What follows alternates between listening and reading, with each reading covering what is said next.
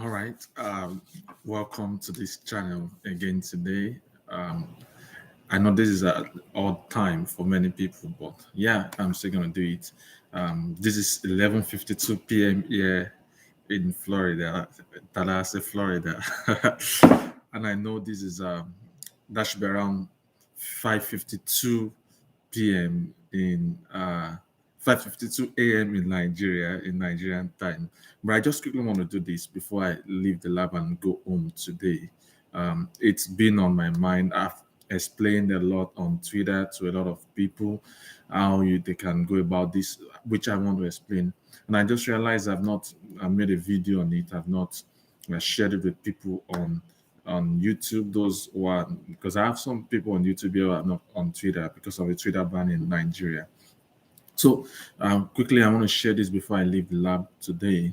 Um, Now you've heard about the disparity in between HND holders and BSc holders in Nigeria. You must have heard about um, all the disparity, why how some people discriminate against those who hold HND in Nigeria, even though we actually say that in Nigeria, BSc and HND are actually equivalent. They're actually equivalent. We say that in Nigeria, but we still see that discrimination. And then one question I get asked often is this: what about those who hold HND? Is there no hope for them in terms of scholarship, masters, and all those stuff? Does that mean that life has ended for them in terms of career academics? And then that's one question I get asked a lot. Now, the truth of the matter is you can get scholarships, you can get funding with your HND. You know, there are different schools in Nigeria, they do what we call conversion programs. Some you spend 2 years converting HND to BSc, some you spend 1 year converting HND to BSc. See, I'm just excited at this possibility which we discovered like 2 years ago or something thereabout. And then you see, even though we say, oh, it's equivalent, you still see some say, oh, let me convert BSc to HND to BSc and other stuff. You see different schools do that thing. But the truth is now, outside of Nigeria, US, for example, now I'll be using US as a case study because it is US that I know where this works for now. Of course, there may still be that discrimination in some other places. And before I go into how you can do it, let me state this that we've actually had someone with his HND got a direct PhD offer. That's interesting. With his HND, he got a direct PhD offer here in the US. It's in Texas. A direct PhD offer.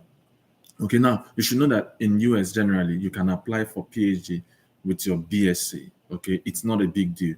You can apply for your a PhD with your BSc, and then of course many people hold masters coming into their PhD program. But again, for many programs, chemistry, for example, you can apply directly with your BSc for a PhD program, and many other programs like that. Okay, in some cases, some programs are very competitive, and then you have to have your masters. So generally, most people do BSc, then they move to masters and all those stuff. So the same thing is applicable to those with HND. You can either, if you are in courses where they take BSc straight away, you can either apply to PhD straight, or if you have to do masters, you can apply to masters straight away. Now, I have someone who shared with me a few days ago. He has an HND from Nigeria, and then he shared with me his letter. What do we call this? Admission letter. He shared with me his admission letter, where was offered a master's admission here in the US. Okay, he applied with his HND, just HND. That was what he used in applying. Okay, so I will tell you what are the things that you can do. I've been sharing it on Twitter. Not many people are getting it. Maybe if I use my mouth to explain well, maybe more people will get it and more people will start applying. I want to see many Nigerians apply for masters or PhD with their HND. Okay, I want to see many people apply. I know people do a lot of conversion stuff before they try to apply and all those stuff. But see, you can. I want it to become the norm that when you have your HND, in fact, share this video with those who you know that who are HND holders, and you'll be able to ask your questions. When I finish explaining, you'll be able to ask your questions under the chat button here. Okay, so I was saying that there's this guy who also shared with me a few days ago the admission he just got with his HND. He shared with me on Twitter. I mean, he's been following me, he's been applying all those stuffs. He has watched many of the YouTube videos I've made here. Okay. And then he shared with me. So, but the only thing is that the school did not give him funding. Okay. Of course, some schools don't give funding that way. Some of them don't have funding that much. So we are still expecting some of those other schools they applied to. We are still expecting results from those schools. Okay, when they give it that they will give him admission and funding or not. But the other guy who had a PhD, who applied for a PhD, that I think that was last year, he got funding. Okay, for his PhD program. So, what is the rationale behind applying with your HND? Number one, when you see those schools mention that if you have a BSc or an equivalent, you can apply. Know that HND holders are already in that bracket. Okay. Once they say applicants with BSc or equivalent, you see that equivalent, underline equivalent, because in Nigeria we say it right on paper, even though that's not the exact reality in Nigeria, but on paper we say that BSc is an equivalent of HND. Okay, so once you see them write applicants must have a BSc or equivalence. Equivalence is referring to you because in Nigeria we say PhD, I mean BSc is an equivalent of HND.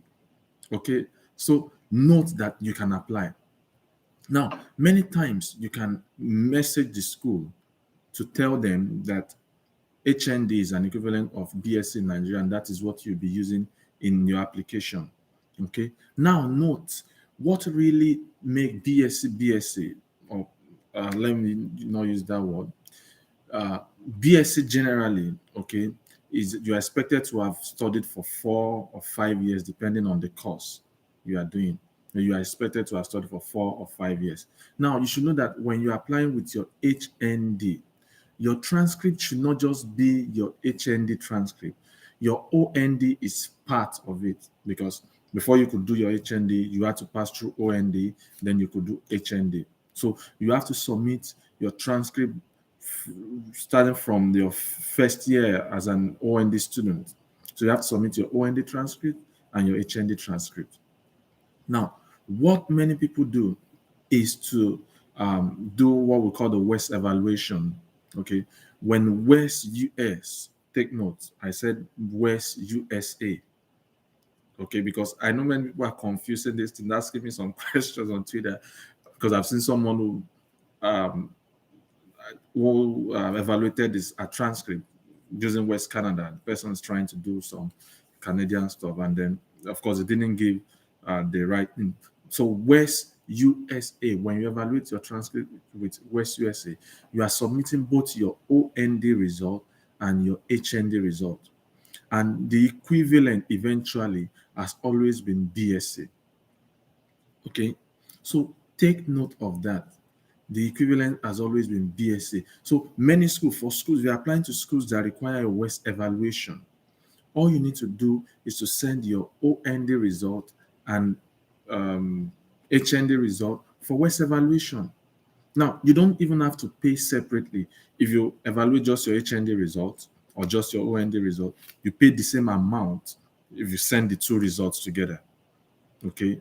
And then when you are doing your evaluation, you are choosing what we call course by course evaluation.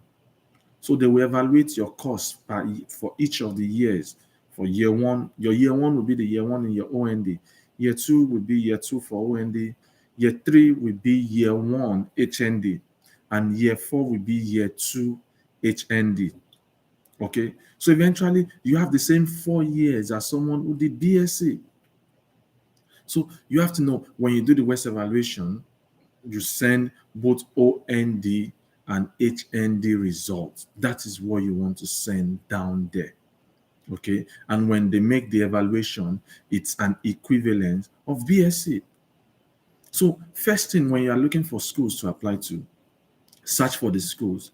Once you search out for the schools, once you see that the requirement is the say, oh, requirement is applicant must have uh, what do you call it, a BSc or an equivalence, just know in your mind that in Nigeria the equivalence of BSc is HND.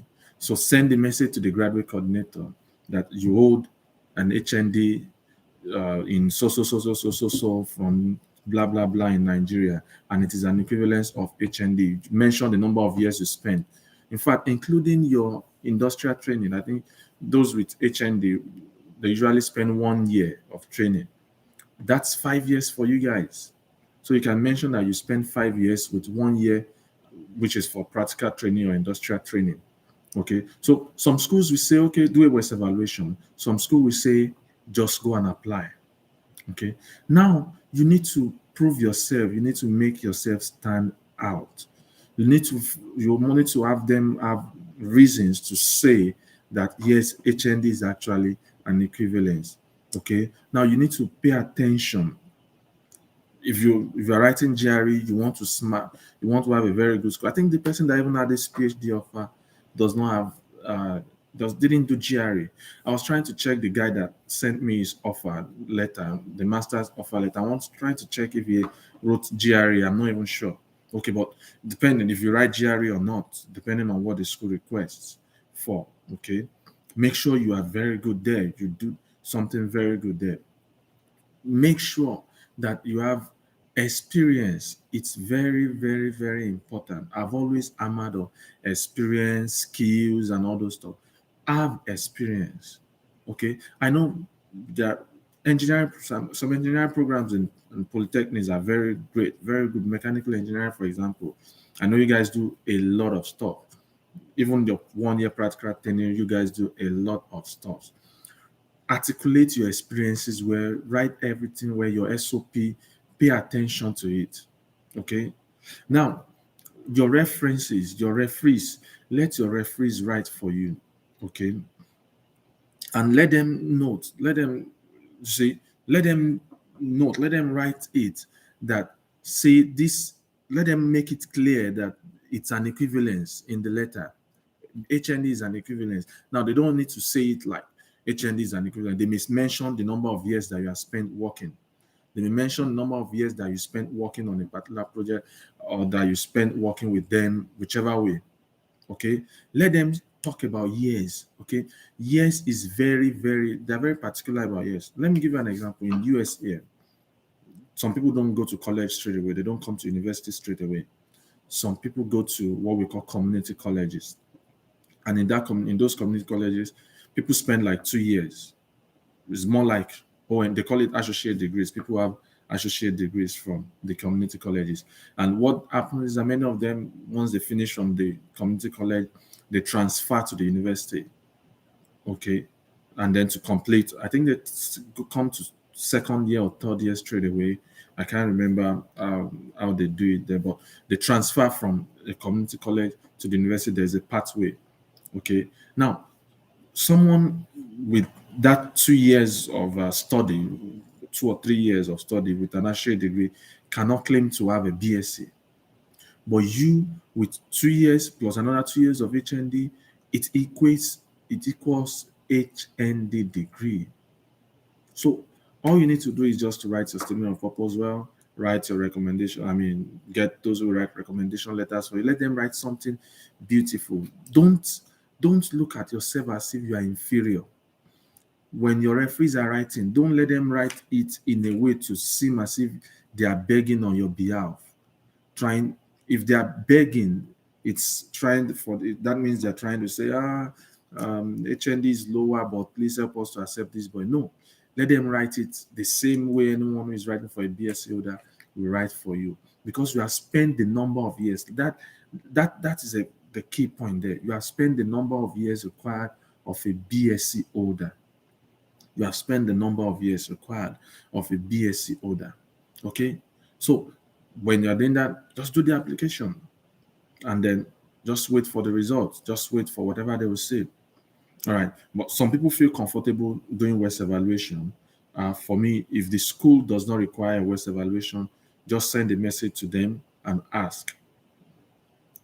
In fact, if they didn't put as a requirement, they didn't say BSc or equivalent, you can still ask them, tell them, write the graduate coordinator that in Nigeria, HND is an equivalent of BSc.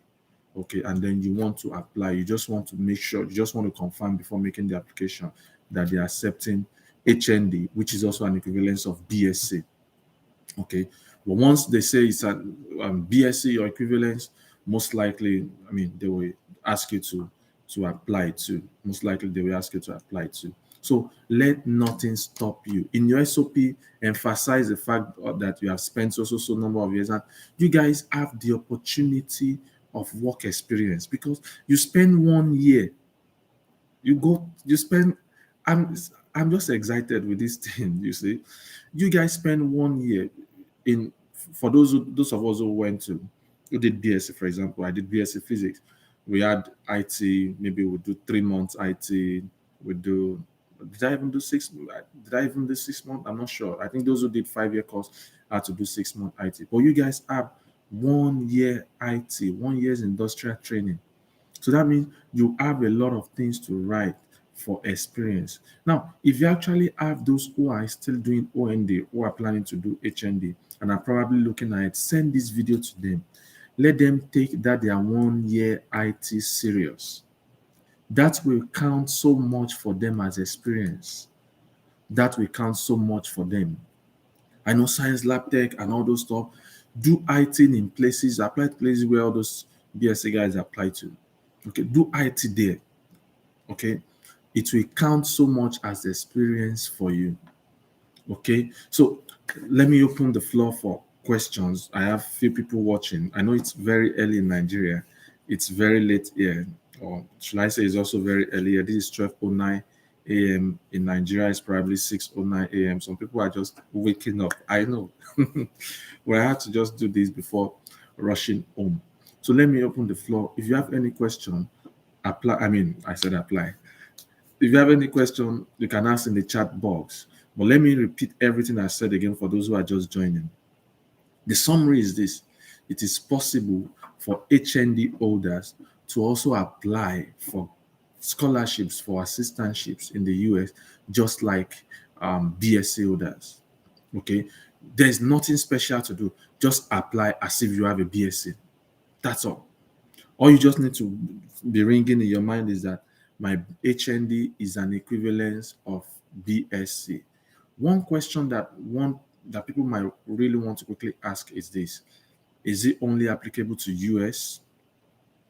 Now, I think as far as I know, it's only applicable to US for now, because there's in UK there's something they also do. I think they also have this OND degree.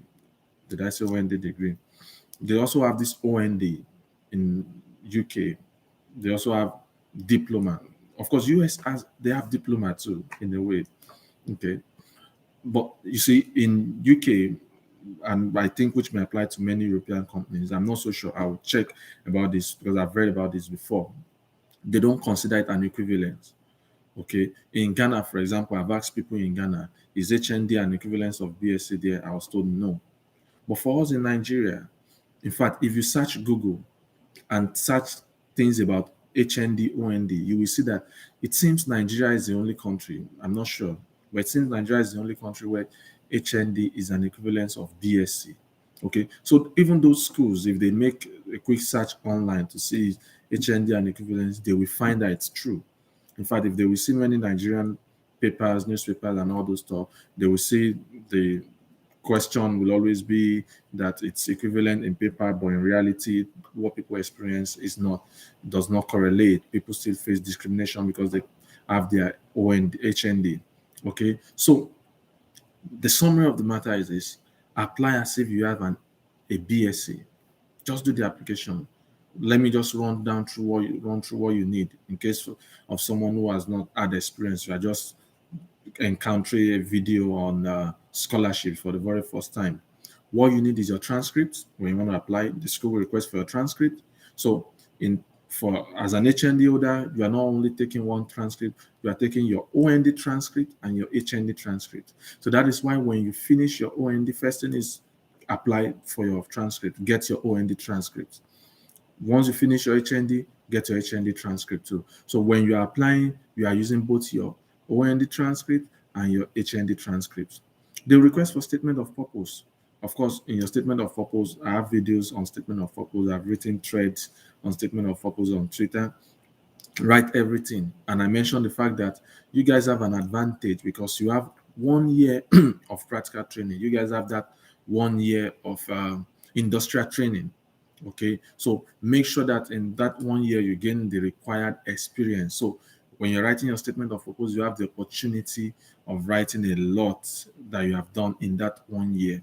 Now, to make your steps stand out, gain some very important skills in your field. For example, you may want to gain skills on um, what do you call it now? Programming skills. You want to gain programming skills, data analysis, or whatever. You want to gain those skills. Okay, gain those skills. These are the things that will stand you out.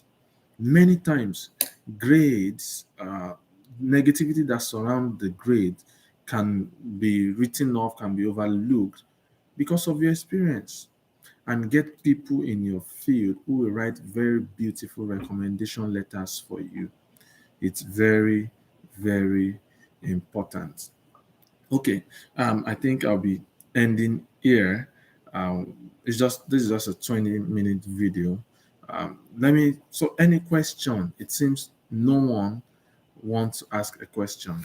All right, I believe that I'll definitely meet questions here by the time I end this stream and come back later to see all these things. Please share it with as many HND holders as possible, as many as you can share with. It's very, very, very important. I want to see many Nigerians apply with HND. Let's normalize this thing. Let's make it normal. And one thing I believe is this: when we make this normal and HND holders are getting offers outside the country, we will see that barrier begin to break in Nigeria itself. Now, when I share this on Twitter and people share testimony and all those stuff, someone was asking in Nigeria, if the person still come back to Nigeria, there's still that barrier of work in the academia. The person may not get promotion or all those stuff. They still require all those first degree. For your first degree is your HND, but the person is talking in terms of BSc that they will not promote the person. They still want the best. They will still want to say BSc, MSc, PhD, and all those stuff, especially in the academia. And then you see, I love one of those replies from my tweet. This lady simply said that his supervisor, I mean, that's a supervisor, is head of department at HND, at MSc, and at PhD. The head of department didn't have what do you call it? Didn't have a BSc. He had OND, HND, MSc, and PhD. And then what this girl was trying to say is that there is no limit. Okay, there is no limit. So don't be afraid. Don't be afraid. Yeah, if you actually want to have that BSc, of course, go for it. Do direct entry with your OND or whatever, however you want to do it, or start from the scratch, start from 100 level, however you want to go for it. But if your desire is to get an MSc, get higher degrees, don't let anything stop you. Don't let your HND stop you. Don't let it hold you back. It's very, very important. Don't let it hold you back. And my idea is this: the guy was saying, "Oh, come back to Nigeria." I was asking the guy, "Which country do you have such limitations?" The guy said, "Well, Nigeria, blah blah blah." And I asked, "If you have done your MSc in the US, you have done your PhD in the US, why do you actually want to go back?" I mean, of course, people go back to Nigeria.